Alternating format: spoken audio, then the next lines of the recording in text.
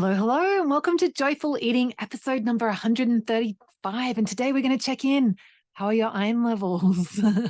But before we get to that, the best bite I had. So on the weekend, I made just a vanilla ice cream, and then I'd also made these cookies. Like I've got a project where I'm baking everything out of this beautiful baking book called First Cream the Butter and Sugar. And so she had these triple choc split chip cookies. So I made those, but rather than bake them all, I saved some of the dough and kind of crumbled it up into cookie crumbs and then put them in the cookie dough crumbs and had them in the fridge. And then we had the ice cream. The boys had theirs with the cooked cookies, but I had mine with the raw cookie dough, and Simba had some with the raw cookie dough as well, sprinkled over. And you get that like crunch of the sugar with the butter, and then with to have it with the ice cream creamy flavors as well. It was like out of this world good. And it was even better because like normally when you have cookie dough ice cream, if you mix the dough through, it gets too hard. And so then when you're eating it, you get these like kind of hard things, whereas this was like kind of the similar consistency to the ice cream base. So it's just like this perfect thing. And I actually overate like too much. And I actually at the end like felt a little bit sick afterwards, and Bimbo did as well, my youngest. And I've just realized that's the first time I have like overeaten in that way since, like, I can't remember. Like it might have been a Christmas, not last Christmas or the Christmas before. It might have been like 3 years ago. Like it was a really long time. And I learned a very important lesson. Too much cookie dough makes you feel really gross. So you don't need to, well, you're welcome to learn that lesson yourself. However, I've taken one for the team and learned for you.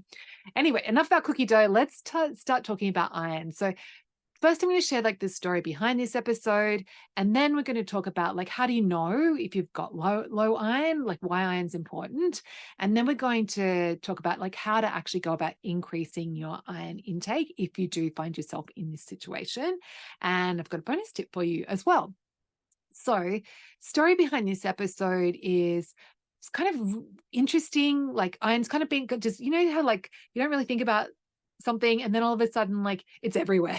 So it's funny, like on the weekend last week I caught up with my business mastermind, and one of the people in that was saying that she'd recently been diagnosed with low iron, and she hadn't actually like I'd seen her last year and she talked about like her hair was falling out, and she said that yeah, like so she'd actually had like she'd actually been diagnosed, she'd had some tests done, and so she was on a mission to increase her iron levels. And then last night was my sister's birthday, and we went out for dinner, and she had just it was her birthday, and she had just got a similar diagnosis, and she just picked up her iron supplements, so she was having them with her dinner.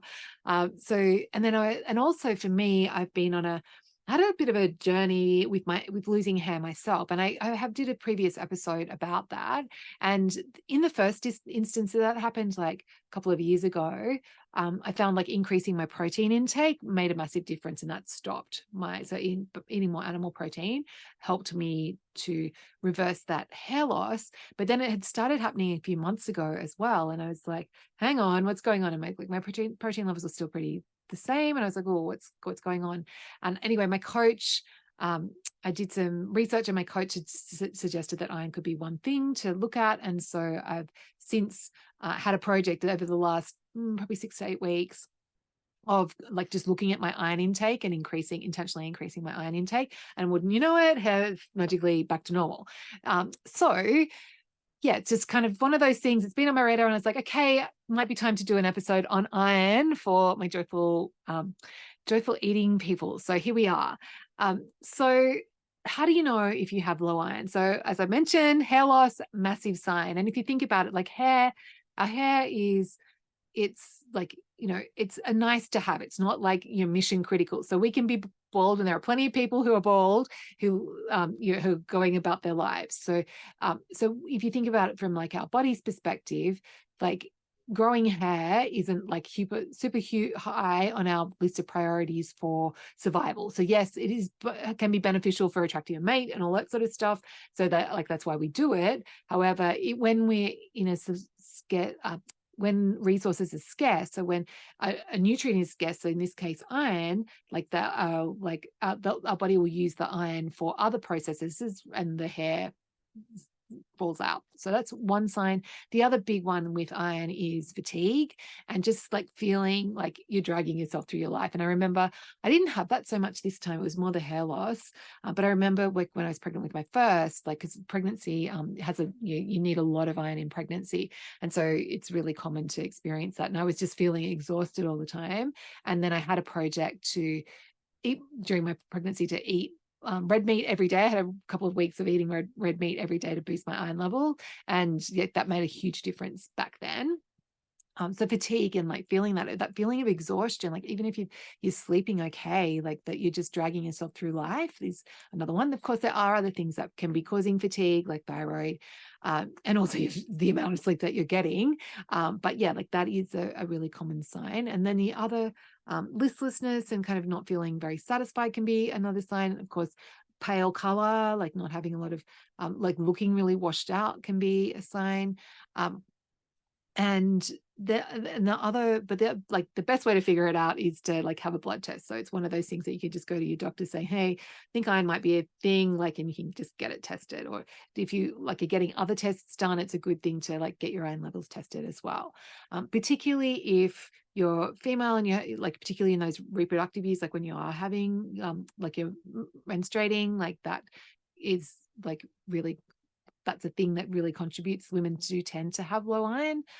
So yeah, just keeping an eye on it is important. And also, like, there can be genetic components to it as well.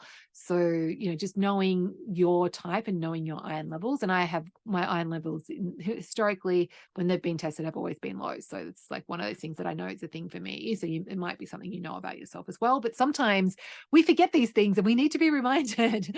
So yeah, that's how you know if you have low iron.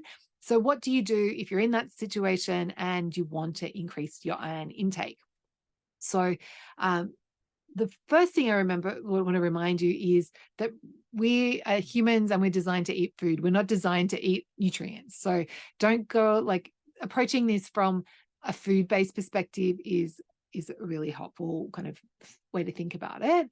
And then in terms of like the practicalities, like what types of food are rich in iron? So the best and most nutritious and best source of iron is liver. So particularly like all liver, but particularly I think beef is the highest, or maybe lamb, but they tend to be pretty strong flavors. So I tend to go for chicken livers. And the way that I eat my liver is I actually don't mind it as a food, but it's not something that I like really, really love. Like I like the idea of me liking it, but more than I actually like the experience of eating liver.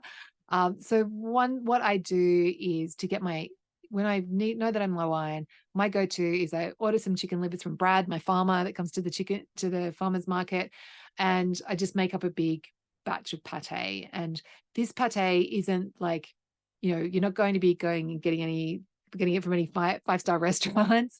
It's more like of a nutritional pate. So most pates have a lot of cream and a lot of booze and a lot of butter in them. But whereas I just keep mine, it's mostly about the liver.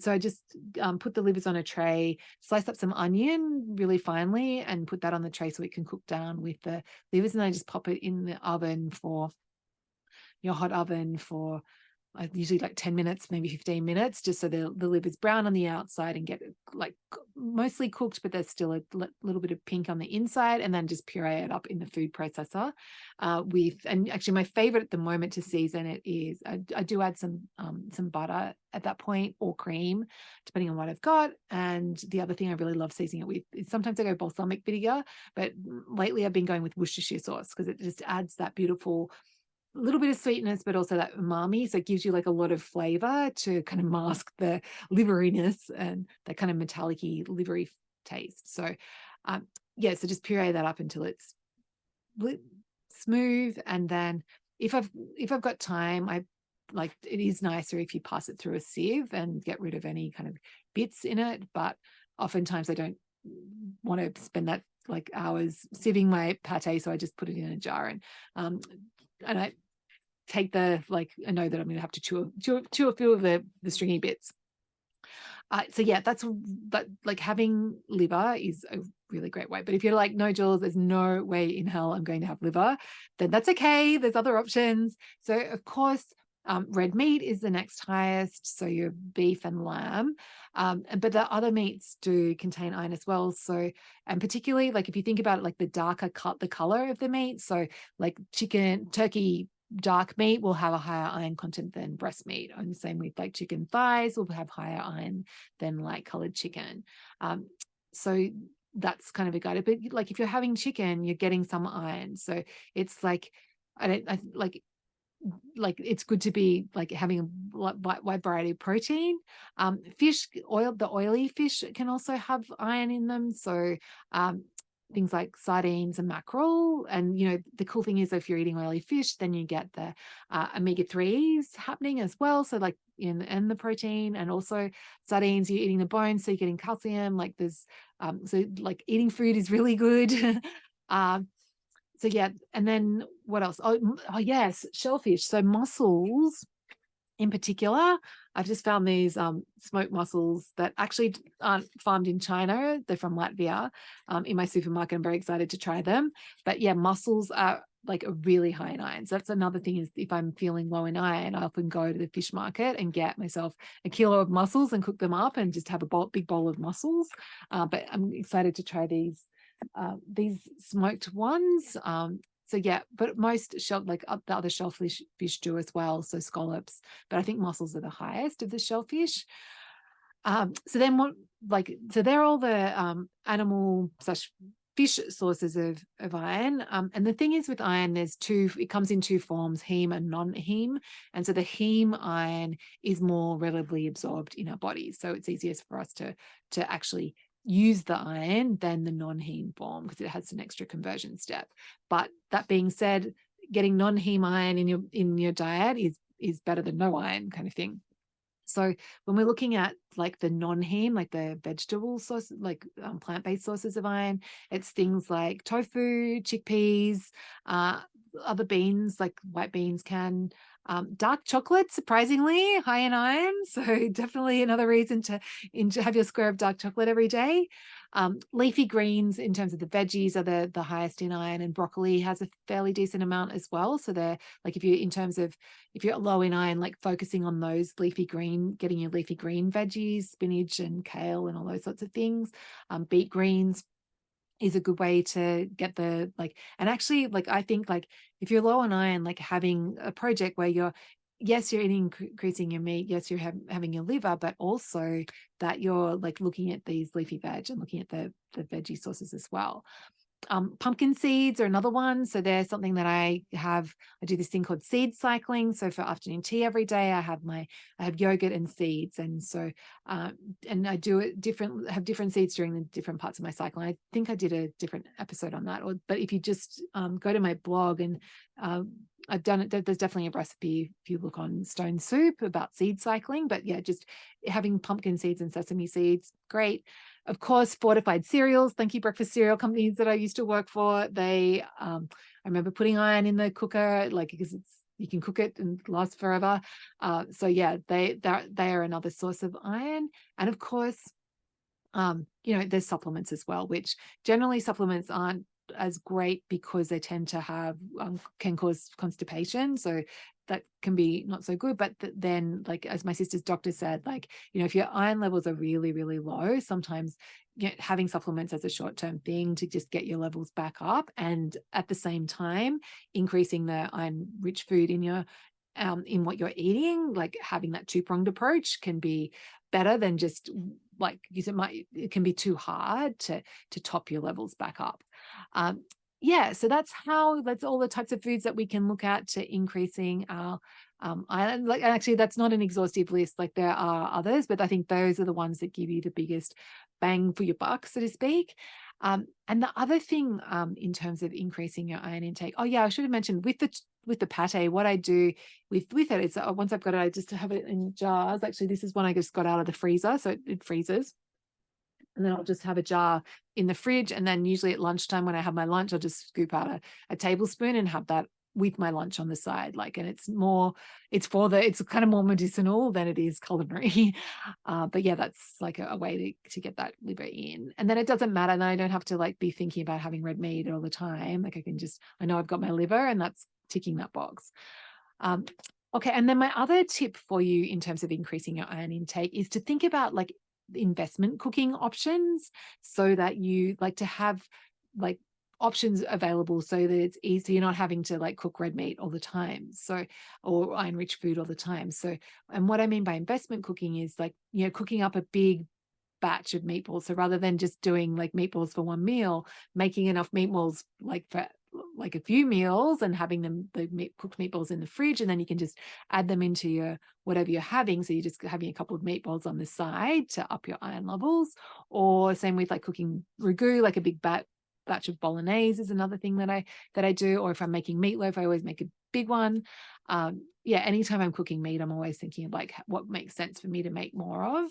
And like I mentioned, my pate, I do a big, a kilo batch of, get by a kilo of livers and do that. Like it's a lot of livers, given I'm the only one that eats it.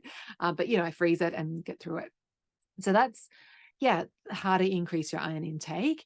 And then in terms of like my bonus tip for you, um, yeah, like I guess a couple of bonus tips I wanted to share. One is that it's well known, there's like this cool hack in nutrition that vitamin C increases iron absorption. So when you're having your iron rich foods, also including sources of vitamin C with it. So it doesn't have to be in the same mouthful, but in the same meal can be helpful. Or doing like I do and taking vitamin C supplements, so you've definitely got it, is a good strategy. But you think of like if you're having steak, having a squeeze of lemon with it, so you're getting, or having some fresh food with it, so you're getting some vitamin C with it, is a cool hack.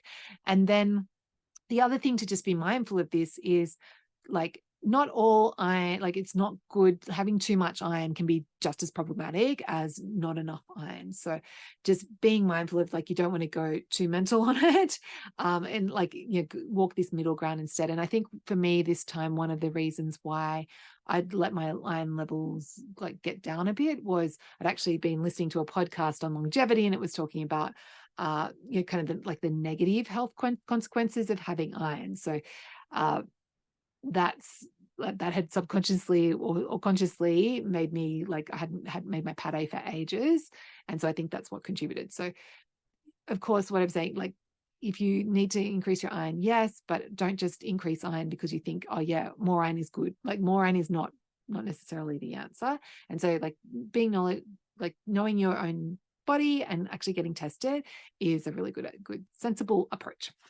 Okay, so that's it for this week. And just before I go, if you're enjoying Joyful Eating, definitely subscribe to the podcast, or subscribe to, if you're watching on YouTube, subscribe to my YouTube channel, and tell your friends. Like the more like peace and joy and fun in the world around food, when there's so much suffering and pain, the more people that are like taking this radical approach of actually enjoying food and having fun with it, and bringing like a positive thing into the world, is only going to be good for the world. So yeah, tell more people, and introduce them to your friends to Joyful Eating, and that would mean a lot to me. I'd really appreciate it.